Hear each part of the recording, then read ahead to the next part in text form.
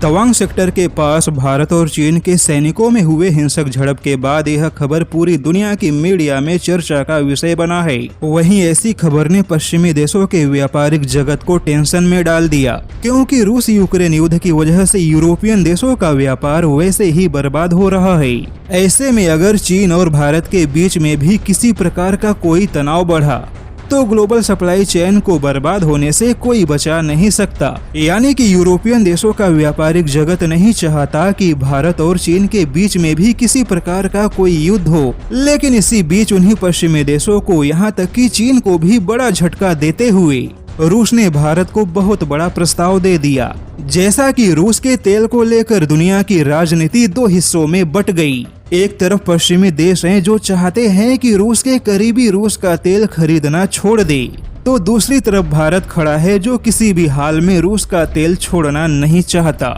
और इसी को देखते हुए रूस ने भारत को बड़ी क्षमता वाले जहाज बनाने का प्रस्ताव दिया है, ताकि प्रत्येक संचालन में बड़ी मात्रा में रूस की ओर से भारत को तेलों की सप्लाई की जा सके। रूस ने कहा कि वह भारत को बड़ी क्षमता वाले जहाज लीज पर देने के लिए तैयार है, या फिर भारत ऐसे विशालकाय जहाज खुद बनाता है तो रूस पूरी सहायता करेगा। रूस ने कहा कि भारत के पास बड़े जहाजों की बड़ी क्षमता होगी, तो भारत को पश्चिमी देशों पे निर्भर नहीं रहना होगा और भारत अपने जहाजों से स्वतंत्र होकर कहीं से भी तेल का आयात कर पाएगा। वहीं रूस ने कहा कि वह जर्मनी, जापान या किसी भी देश के मुकाबले भारत को सबसे ज्यादा तवज्जो देगा। अब ऐसे में देखा जाए तो भारत के लिए रूस के ऐसे बड़े बड़े फैसले पश्चिमी देशों की ही नहीं बल्कि चीन की भी चिंता बढ़ा रहे हैं, क्योंकि ऐसे बड़े बड़े जहाजों के निर्माण से भारत का सप्लाई चेन तो मजबूत होगा ही, लेकिन वहीं भारत रूस के सहयोग से ऐसे बड़े जहाज बनाने की क्षमता भी हासिल कर पाएगा।